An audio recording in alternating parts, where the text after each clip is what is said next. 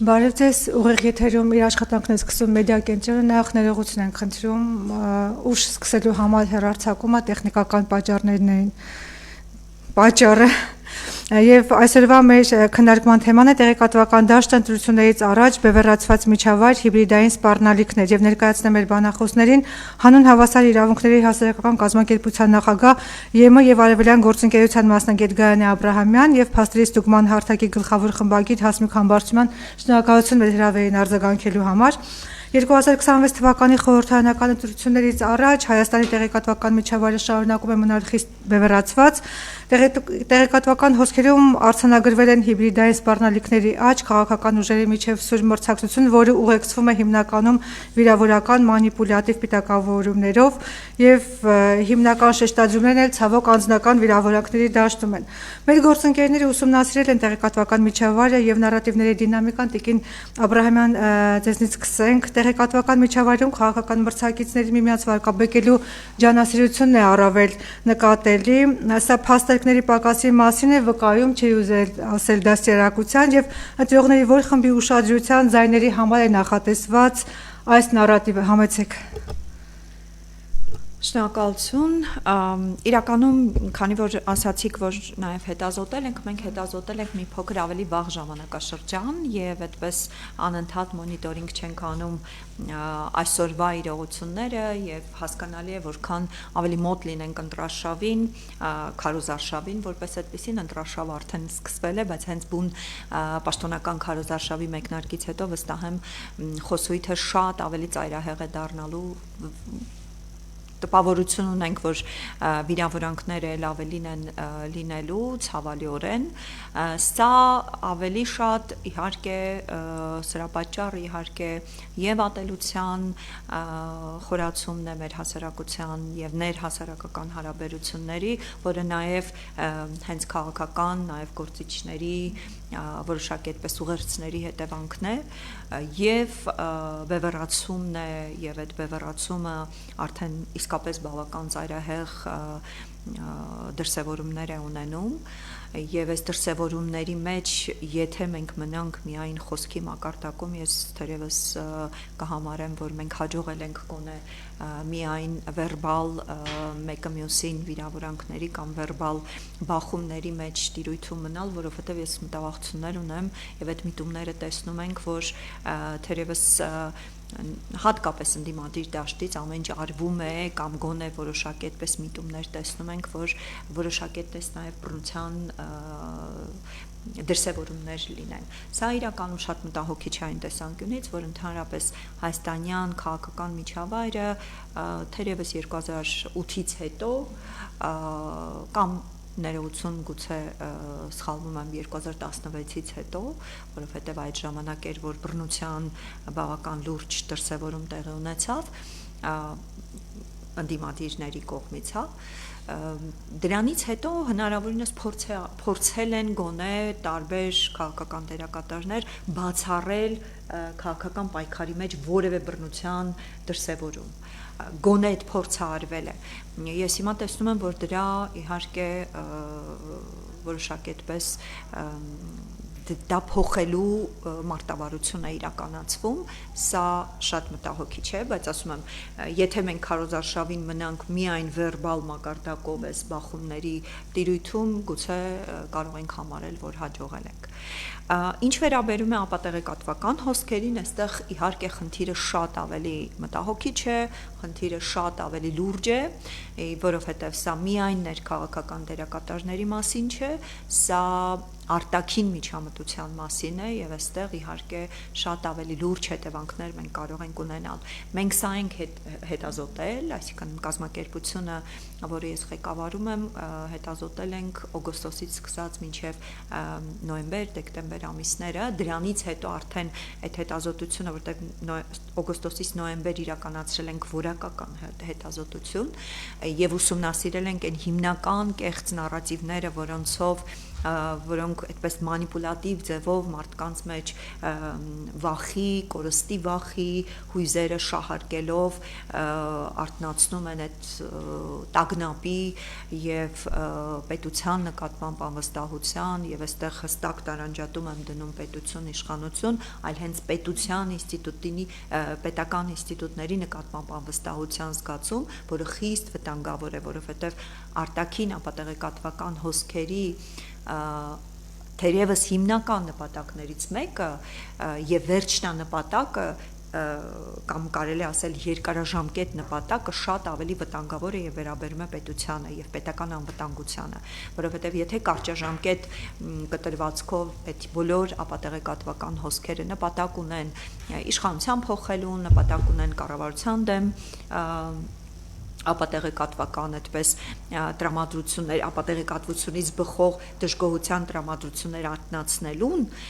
երկարաժամկետ կտրվածքով էս բոլոր ապատեղեկատվական հոսքերը եւ հատկապես արտաքին ապատեղեկատվական հոսքերը սրա համար նաև սրանք անվանում ենք հիբրիդային սպառնալիքներ, սրանց նպատակը իհարկե շատ ավելի լուրջ է եւ այդ նպատակը հիմնականում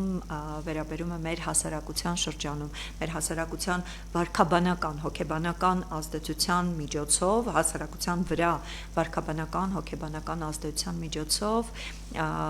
դրթել մեծ հաշվով այն աստիճանի անվստահության պետության, այն աստիճանի սարսափելի զգացողությունների, որ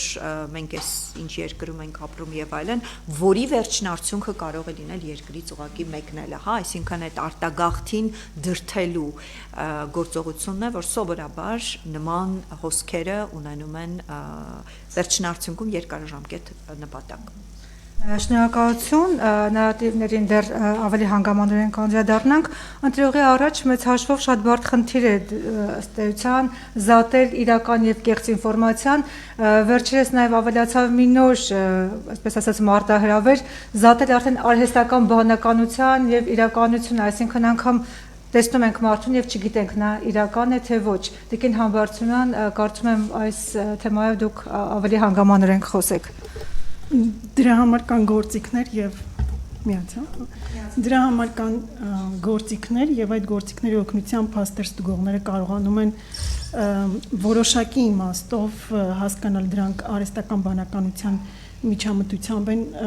պատրաստված եղել թե ոչ։ Ուզում եմ ասել, փաստեր ստուգողները ունեն գործիքներ եւ այդ գործիքների միջոցով կարողանում են զատորոշել։ Այո, ինչեւ վերջերս մենք էլ էինք կարծում, որ գոնե կան այդ գործիքները, սակայն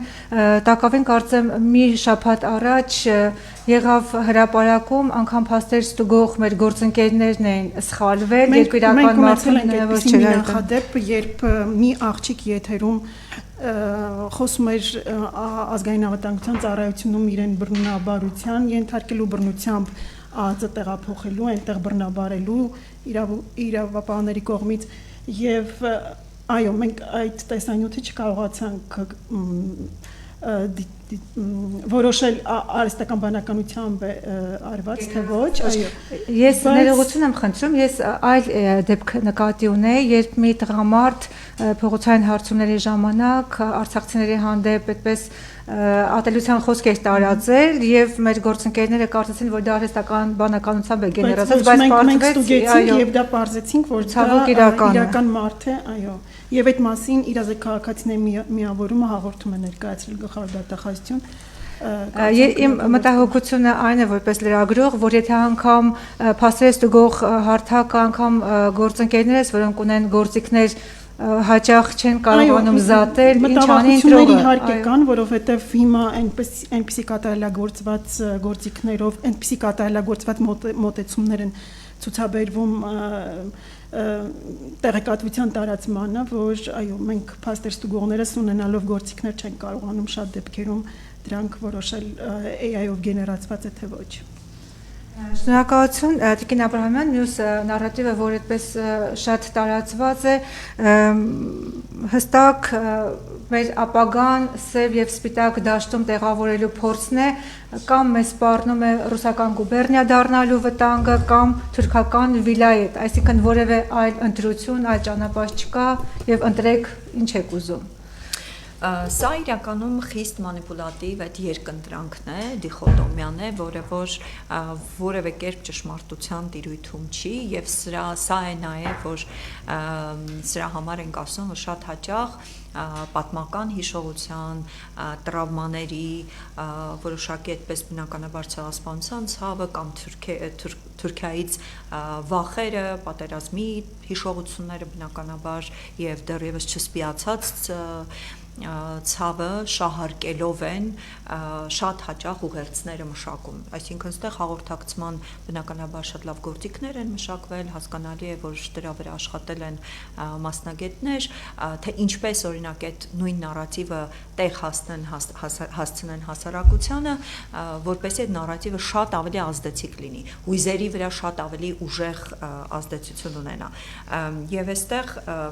բոլորովին պատահական չի, որտեվ եթե աշխարհաքաղաքական նաև ինչ-որ հարցեր ենք դիտարկում, եթե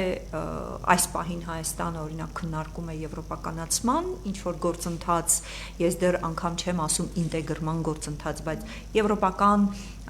նաև իրավական մոտարկումների կամ տնտեսական համագործակցության խորացման գործընթաց թե Ռուսաստանում մնալու եւ ռուսական տարբեր այդպես ազդեցությունների ուղեցրում մնալու հնարավորությունները որևէ կերպ այս երկընտրանքը չի դրվում քննարկման, հա, այսինքն չեն ասում ուզում ես գնանք ավելի շատ Եվրոպա, թե ուզում ես ռուսական տիրույթում մնանք, որովհետեւ այստեղ այնքան միանշանակ կարող է լինել դրա պատասխանը բնականաբար հատկապես հիմա Ռուսաստանը, որ եւ տնտեսական բավական լուրջ անկում ունի ելնելով սանկցիաների հետևանքների տակ լինելով եւ բավական այդպես տոտալիտար ռեժիմը, որ այս պահին գործում է, որտեղ անգամ Telegram ալիքն է արդեն փակվում եւ ընդհանրապես դիտարկում են բոլոր հնարավոր սահմանափակումները on-line տիրույթում իրականացնել, այստեղ պատասխանը հասարակության համար շատ պարզ կլինի, հա, բնականաբար կասեն, դե մենք ուզում ենք, որ եվրոպական այդպես բարեկեցիկ կյանք ունենանք եւ այլ Եվ որպեսի այս պատասխանը որևէ կերպ չլինի, որովհետև այստեղ է երկընտրանքը շատ հաճախ հատկապես այս ընտրություններում, խնդիրը տարվում է շատ ավելի մանիպուլատիվ տեստ, այսինքն եթե Ռուսաստան չենք, ուրեմն միանշանակորեն պիտի լինենք թուրքացման կամ այդպես թուրքական վիլայետ դառնալու այդ անխուսափելիության զգացողությունը արտնացնող նարատիվ է առաջ մղվում, որը բացարձակ սուտ է եւ որը շատ հաճախ կառուցում են օրինակ կառավարության կողմից նաև ռազմավարական հաղորդակցման տեսանկյունից սխալ տարբեր գործողությունների վրա, այսինքն բնականաբար ինչ որ հենք ունենալով ինչ որ բաներ դրա վրա կառուցում են, բայց որը իրականությանը որևէ կերպ չի համապատասխանում, բայց սա բավական ազդեցիկ է հասարակության լայն շերտերի համար, որովհետև խիստ էմոցիոնալ է, դավադրապաշտական է եւ դավադրապաշտական տարբեր այդպես խոսույթները միշտ ավելի ազդեցիկ են լինում։ Նաև էմոցիոնալ ֆոնի վրա ազգային։ Եվ մյուս խնդիրը Տիկին Համբարձումյան ձեզ եմ ուղղում հարցս, այսպեսի խնդրի առաջ են կանգնած, երբ որևէ մեկին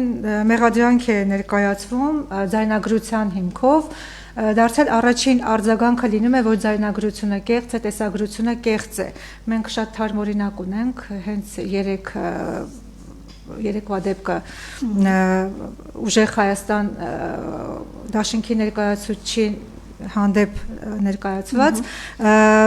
ընտրողների համար ինչ ճանապարհ կա հասկանալու ամեն ինչի մեջ փնտրեն արհեստական բանականության մեղքը, թե ամեն դեպքում ձայնագրությունը կարող է եւ իրական լինել, այսինքն ինչ հիմնավորումներ կարող ենք ներկայացնել։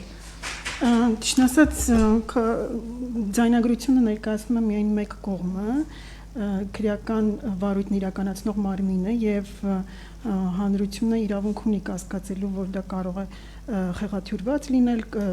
մոնտաժված եւ կոնտեքստից կտրված։ Մենք ձայնագրությունները ստուգելու նաեւ գործիքներ եւս ունենք, բայց դա պետք է, այսինքն կոնտեքստից կտրված ձայնագրությունը երբեք չես կարող ստուգել որևէ գործիքի միջոցով եւ դա ավելի լավ է սպասեն քննության ավարտին եւ նոր այսինքն կարող են եթե մարդկանց ուզում ենք ինչ որ բան ասել, պետք է իրենց ասեն կողակի սպասել քննության ավարտին, դատաքննության ավարտին եւ նոր միայն կարող են եզրահանգել, թե ինչ վարկացուցաբերել այդ ընթացքում քննչական մարմինը։ Նարատիվները ուսումնասիրելիս Տիկին Աբրահամյան վստահ եմ նկատել եք թե հատկապես ինչ թիրախային թեմաներ են ընտրվում, որոնք կարող են այդպես ավելի ազդել մարդկանց տրամադրությունների վրա, ընտրողների տրամադրությունների վրա եւ գուցե նաեւ ընտրությունների արդյունքների վրա ի վերջո։ Պիտի խնդրեմ առանձնացնեք այդ թիրախային թեմաները։ Իրականում թեմաների տեսանկյունից մենք մոտապես 250 տարբեր այդպես նյութեր ենք մեդիա արտադրանք ենք ուսումնասիրել եւ դրանց մեջ իհարկե առանձնացրել ենք ավելի մեծ այդպես դիսկուրսներ, հա, խոսույթներ, որոնց մեջ իհարկե նաեւ կային ավելի փոքր, այսպես ասած, նարատիվներ։ Մեծ այդպես դիսկուրսներից եւ խիստ մանիպուլատիվ դիսկուրսներից մեկը իհարկե այդ ազգային արժեքների կորստի, ինքնության կորստի վախներ, որը անընդհատ այդպես սերմանվում էր, որի համար ասում եմ որոշակի այդպես հող կար արդեն իսկ նախապատրաստված, դա կառավարության եւ եկեղեցու բախումներ եւ այս դեպքում իսկապես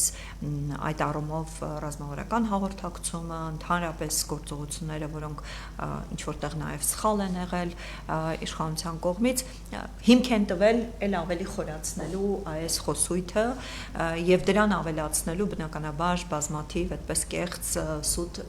նարատիվներ։ Հիմա զոր օրինակ եւ այստեղ էլի օգտագործվում է կրկին էմոցիոնալ ֆոնը, կրկին Թուրքիայից եկող լուրի նկատմամբ մեր զգայունությունը, որովհետեւ բոլորովին այլ կարող է լինել հասարակության վերաբերմունքը եւ այդպես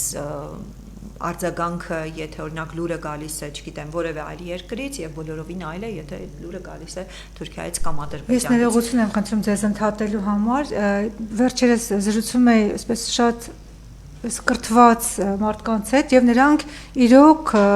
այսպես վախ են զգում, որ շուտով ահա 300,000 ադրբեջանցիներ գալու են Հայաստան, իրենց հարևանությամբ ապրելու են եւ այդ դեպքում արդեն իրենք դժվար թե իրենց ճակատագիրը Հայաստանի հետ կապեն։ Ես ավելի ասեմ, քիչ առաջ լսում էի Սամվել Կարապետյանի հանրադատի հետ կապված փոքր հանրահավաքային ակցիան, այնտեղ մի կին ասում էր, որ Ծիծեռնակաբերդի հուշահամալիրը տեսնում եք քանդել են, բայց մենք գիտենք, որ Ծիծեռնակաբերդի հուշահամալիրը ամենևին էլ քանդված չի եւ ապրիլի 24-ին ինքը պատրաստ է լինելու ընդունել մարդկանց, այսինքն այդ նարատիվները տարածվում են եւ ամեն ինչ արվում է, ներդրվում են դրանք հետեւողականորեն տարածելու համար եւ բացի Գայանայի նշած դեպքերը մենք նաեւ արձանագրել ենք այնպիսի նարատիվներ, որ օրինակ ընտրությունները կեղծվում են եւ հաջորդներ, այո, որը պիտի նաեւ շեշտայի, որովհետեւ դա հետեւողական այդպիսի պնդում է արվում, մինչդեռ մենք գիտենք, որ ընտրությունների կեղծելը դա քվեարկության օրը եւ ընտրության օրը իրականացվող գործընթաց է եւ հիմա երբ կարող է գործողություններ են իրականացվում ինչեւ ընտրությունները, բայց դա համարել կեղծել ընտրությունները տրամաբանական չի եւ դա արվում է հատուկ նպատակով։ Սա իրականում մյուս նարատիվն է ինքնության այդ բախումների այդպես խոսույթի հետ զուգահեռ, որը բավական էլի ակտիվորեն տարբեր կեղծ լուրերի սպասարկմամբ իրականացվում է ընտրությունների ապալեգիտիմացումը, սա նաև ընդ որում այս նարատիվների մոտեցումները խիստ նույնական են տարբեր երկրներում արդեն իսկ կիրառված նարատիվների հետ, այսինքն նույն Մոլդովայում էլի հիմնական այդպես նարատիվը եղել է ինքնության, իհարկե այնտեղ կիրառվել է բոլորովին այլ թեմաներ, այսինքն միշտ բնականաբար թեմաներ ընտրվում են տվյալ երկրի համատեքստին, բնականաբար տեղայնացվում են, այո։ Հիմա ասենք էլի նորից այդ ինքնության մասով կեղծ լուրերից մեկը բերեմ, օրինակ, որը շատ է քննարկվել, 10 մզկիթների կառուցումն է, որը եկավ Թուրքիայից, թուրքական լրագրողից, թուրքական լրատվամիջոցից, թուրք լրագրողից, որը հետո պարզվեց, որ ապրում է Լուգանսկում, այսինքն բավական այդպես հետաքրքիր առնչություններ ունի նաև ռուսական տարբեր ներկայացուցիչների հետ եւ այլն, բայց Թուրքիայից էր եւ լուրը 10 մզկիթների մասին էր եւ դա իսկապես շատ ազդեցիկ էր կամ վերջերս տարածված տեսանյութը, որ էլի փաստերի ստուգողները պարզեցին, որ որևէ կերպ նաև Հայաստանում չի նկարվել, բայց այդպես ադրբեջանցի վարորդը քաղաքում շրջում է, փառաբանում է Ադրբեջանը եւ այլն։ Սրանք բոլորը այդ մեր զգացական բավական այդպես լուրջ տրամաների վրա գործող կեղծ խոսույթներ են, որոնք այո միշտ զարգացնում են այդ զգացողությունը, որ այսինչ անապահովության, այսինչ քաոսի մեջ ենք մենք ապրում եւ դրա համար եմ ասում, սրա կարճաժամկետ ազդեցությունը ընտրություններն են իհարկե, բայց սա ունի երկարաժամկետ ազդեցություն, որի շահառուները Ադրբեջանը, Թուրքիան, Ռուսաստանը, այսինքն սրա շահառուները միայն այդ կոնկրետ այս պահին դա իրականացնող կողմը չէ, որը բոլոր տարբեր փաստերի համադրությամբ տեսնում ենք, որ ռուսական կողմն է հիմնականում իրականացնում, բայց դրա շահառուն միայն ռուսական կողմը չի, որովհետև վերջին արդյունքը Հայաստանի պետության վնասն է եւ շատ հաճախ նաեւ կարող է լինել ուղղակի հանգեցնել վարքաբանական փոփոխության, ինչը հասարակության ուղղակի արտագաղթը կարող է լինել, որտեղ դու չես կարող որևէ հասարակություն հոգեբանական տեսանկյունից չի կարող անընդհատ այս տրավմատիկ եւ ստրեսային, քաոսային իրավիճակում ապրել, որտեղ դրա հաջորդ քայլը անձնական տիրույթում իր ապահովություն ապահովելն է եւ հաջորդ քայլը իր որոշումն է երկրից գնալը։ Սա է շատ ավելի վտանգավոր եւ սրա համար ենք սա համարում խիստ վտանգավոր հիբրիդային սպառնալիք։ Ինչ վերաբերում է մյուս նարատիվին, ընտրությունների ապալեգիտիմացումը, սա ավելի մեծ նարատիվի մեջ է մտնում, որ ընդհանրապես ժողովրդավարություն չկա, 37 թիվ է եւ այլն, անշուշտ այն ժողովրդավարական գործընթացներից, որոնք պիտի լինեին, բնականաբար մենք եւս քաղաքասարակությունը եւս բոլորովին այդպես գոհ չի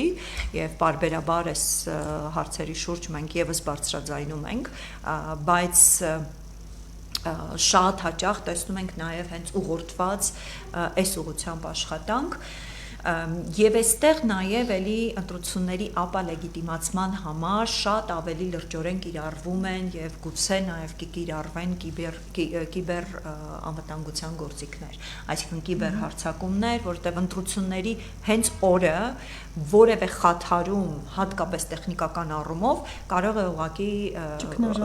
ոչ միայն ճգնաժամ առաջացնել, այլ մեծ հաշվով ապացուցել կամ փաստարկ դառնալ հենց այս խոսույթի համար, որ այո, ընտրությունները կեղծվում են, դե տեսեք կամերաներ չեն աշխատում կամ չգիտեմ մատնահետքի այդ սարքերը կարող է ուղղակի տապալվեն, չգիտեմ սերվերները հարձակման ենթարկվեն, դրա համար է նաև Եվրամիության արագ արձագանքման խումբը, որ արդեն ժամանել է Հայաստան, որովհետև այս հատկապես այս կիբեր հարձակումների պաշտպանության տեսանկյունից մենք առանձնապես շատ բան չունենք,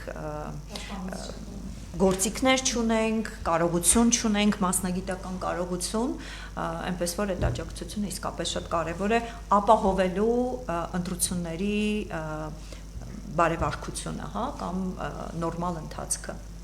Շնորհակալություն Տիկին Համբարձումյան, երբ նկատեցիք, որ հանրահավաքի մասնակից մեկին այդպես լուրեր է տարածել, որ ահա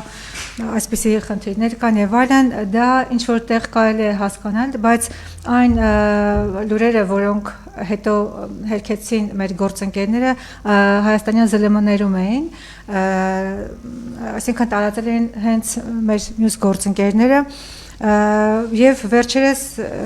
ստիպված եղան Ինչպես հենց ադրբեջանցի վարորդը կամ 10 մզկիթը եւ այլն եւ վերջերս մի խումբ լրատվամիջոցներ համախմբվեցին, որպեսզի կարողանան համատեղ հերքել այն լուրերը, որոնք դարձյալ հայտնվում են լրատվամիջոցներում, այսինքն մենք ինքներս ստուգում ենք մեզ ընտրություններից առաջ հաշվի առնելով այս թեժ իրավիճակը նաեւ մենք փաստեր ստուգողները որոշել են համատեղել մեկտեղել իրենց ջանքերը եւ pop-up newsroom են ստեղծել եւ այդ ծրագրի շրջանակներում մենք վճռականորեն տրամադրված ենք իրականացնել փաստերի ստուգում եւ հիմա ճիշտ է իհարկե մենք որոշ թիրախավորման տակ ենք մեր համատեղ ծրագիրը որոշ իմաստով թիրախավորման տակ է, բայց այդուհանդերձ դա մեզ չի կանգնեցնի եւ մենք դրամադրված ենք լրջորեն աշխատել։ Շնորհակալություն, եցեք նոր ինձ հարց փոխանցեցին, Մեսրոպ Եսայանից ընթերցեմ այնինչ կա, փաստերի ստուգման հարթակների հարթակը ուսումնասիրություն էր արել մի հրապարակման վերաբերյալ, պատմական գիտությունների թեկնածու միջազգային անվտանգության հարցերով մասնագետ Արմեն Մանվելյանի խոսքը հերքել էր, մասնավորապես Արմեն Մանվելյանը ասել, որ ամերիկյան փոքր մոդուլային ատոմակայաններ աշխարհում որևէ տեղ չեն գործարկում, ինչը ճիշտ է, սակայն ՖԻՊ-ը ներկայացրել էր, որ դա սխալ է։ Պես հարցը շատ երկար է, նաև Արմեն Մանվելյանին խոսքին ավելացրել էին, թե նա խոսել է ամերիկյան ընկերության մասին, սակայն դրա անունը չէր տվել, մի խոսքով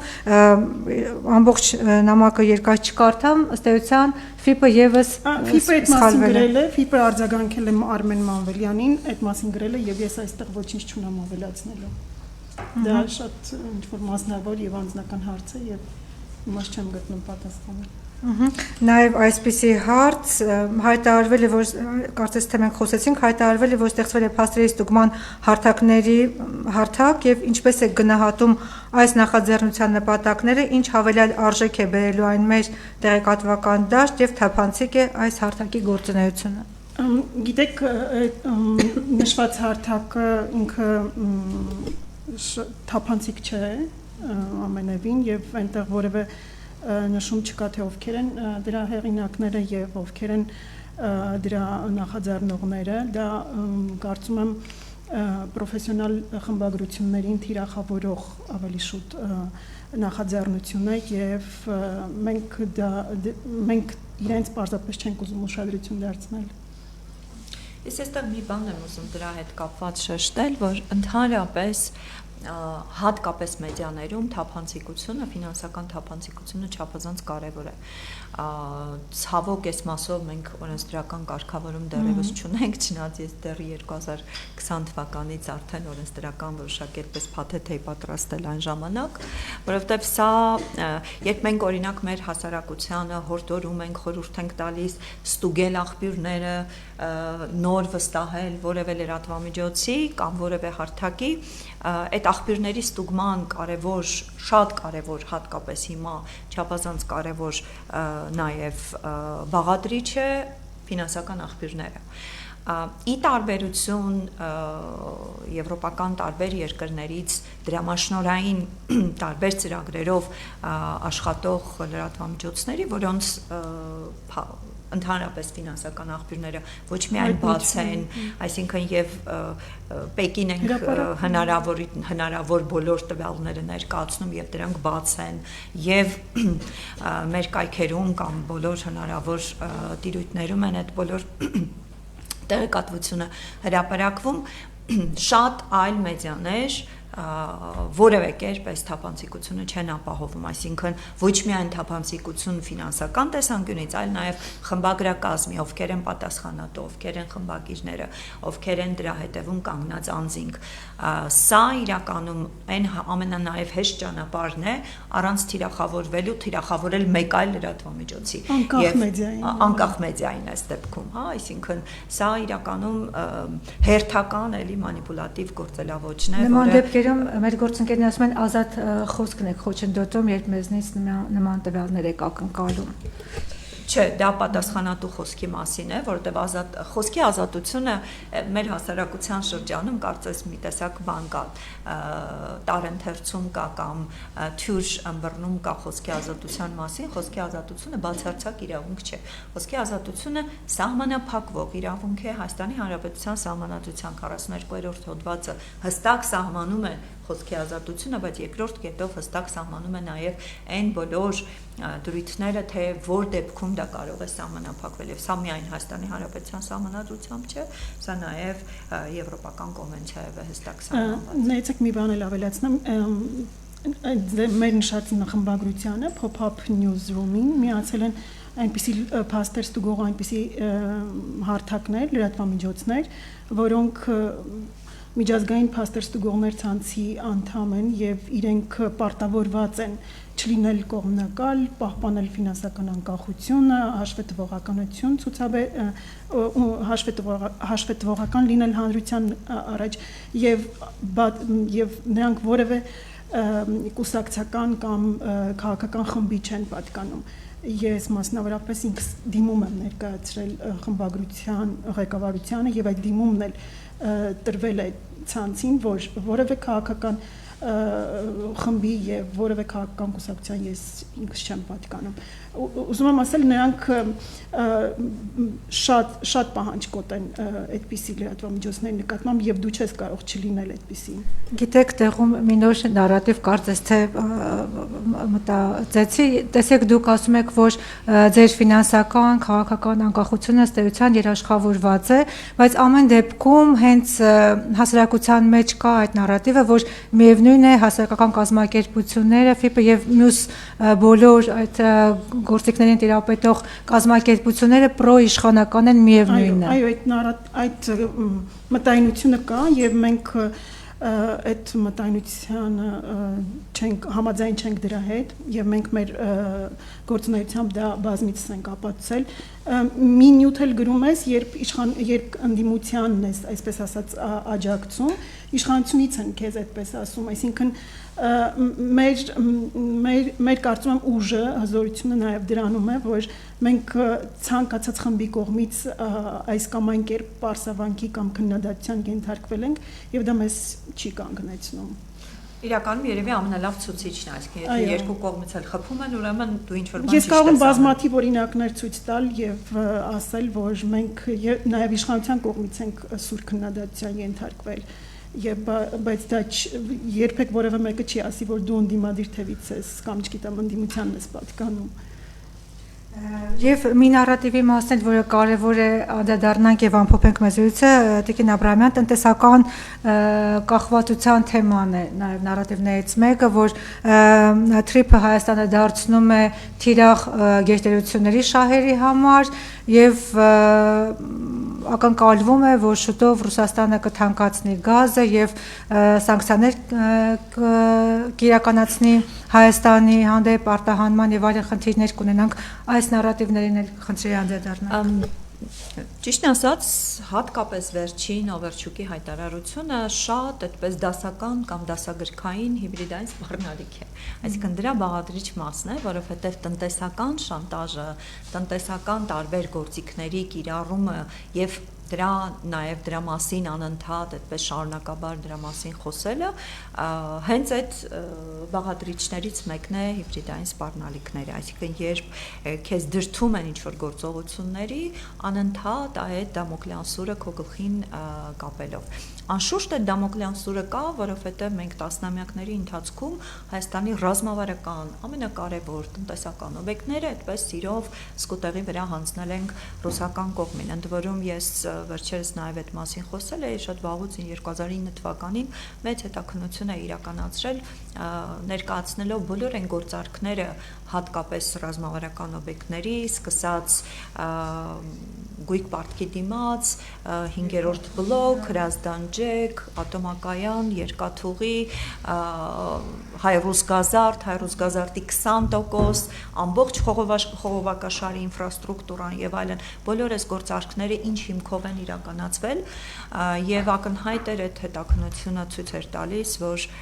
այդտեղ տնտեսական շահ չկար, այսինքն հասկանալի էր, որ տարիներ շարունակ այդ բոլոր գործիքները վերցվել են քաղաքական ճնշման որպես գործիք եւ քանի որ այն հիմնական քաղաքական ճնշման գործիքը, որը կոնֆլիկտն էր որպես այդպիսին այլևս չի գործում, որովհետեւ այս պահին գոնե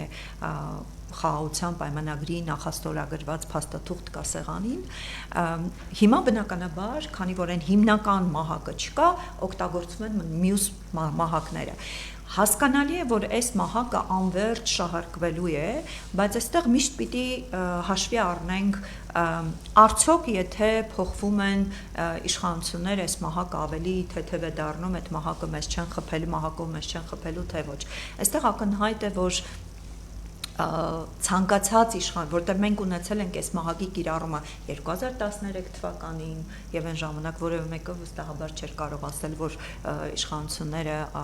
պրոարևմտյան են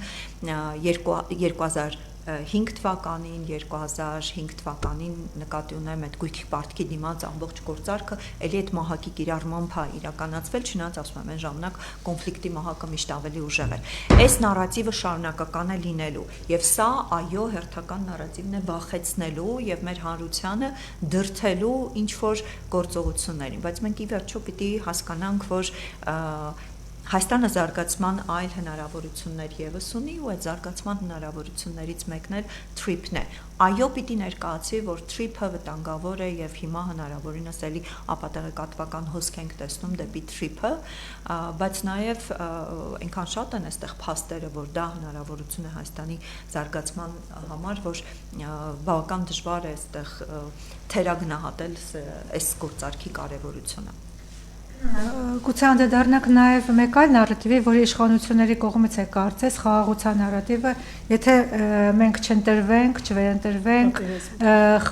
պատերազմ կլինի եւ չի լինի խաղաղություն։ Պիտի խնդրեմ նաև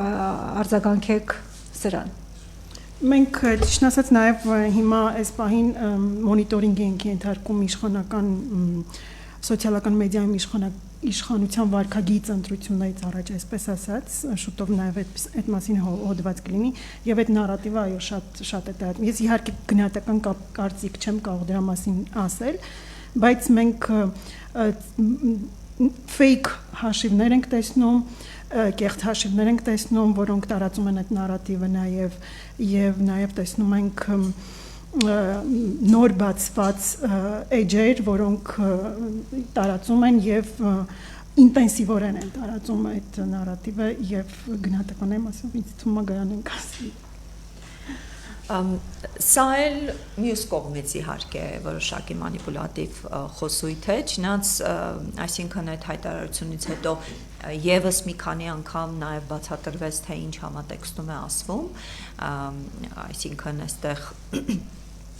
ամբողջ տրամաբանությունը սրա տակ դրված այն է, որ քանի որ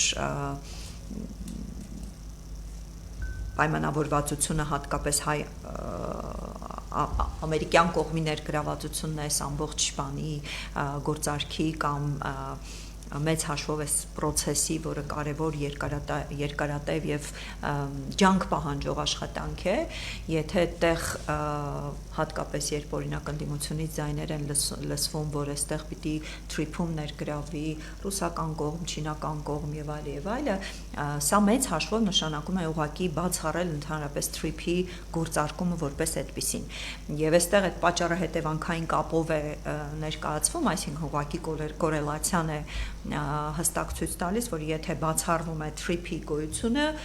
հաջորդ քայլը բնականաբար արդեն կարող է լինել կոնֆլիկտի սրացումը։ Բայց անշուշտ այստեղ իհարկե կա մանիպուլյացիա եւ բնականաբար երկու կողմն էլ այս ուղղությամբ շահարկումներ իրականացնում են։ Բայց նաեւ պիտի շեշտեմ, որ հաճախ քաղաքասարակությանը ասում են, որ դուք առավելապես պաշտպանում եք իշխանությանը, որովհետև շատ հաճախ մենք կարող է օրինակ նույն խոսույթներով եւ խոսույթների կարեւորությունը մատնանշելով հաճախ հանդես գանք։ Օրինակ, մենք եւս անընդհատ խոսում ենք ժողովրդավարության կարեւորության մասին, որպես Հայաստանի զարգացման թերևս միակ հնարավոր տարբերակ։ Եվ այս դեպքում այո այդ նույնականացումը կարող է լինել, բայց մենք մեր պատկերացումը ժողովրդավարության եւ ժողովրդավարական բարեփոխումների շատ գուցե այդպես նույնական չեն, ինչ որ մենք տեսնում ենք այն ինչ բարեփոխումների մեծ շարք իրականացվել է եւ բավական թերի են եւ այդ մասով մենք ունենք դժգոհություններ կամ նույն խաղաղության օրակարգի տեսանկյունից, որովհետև մենք եւս ջատագովն ենք հնարավոր կոնֆլիկտի բացառման եւ այո այս երկխոսության, որ հնարավորություն է որոշակիորեն այդպես նվազեցնել կոնֆլիկտի վերսկսման հնարավորությունները, որովհետև ցանկացած հիմա օրինակ մեր գործընկերները քաղաքասարակության Ադրբեջանում հանդիպում էին ունեցել եւ այս առումով բավական էլի ատելության խոսք է բոլոր մեր գործընկերների նկատմամբ իրականացվում առանց հասկանալու, որ այ հենց այս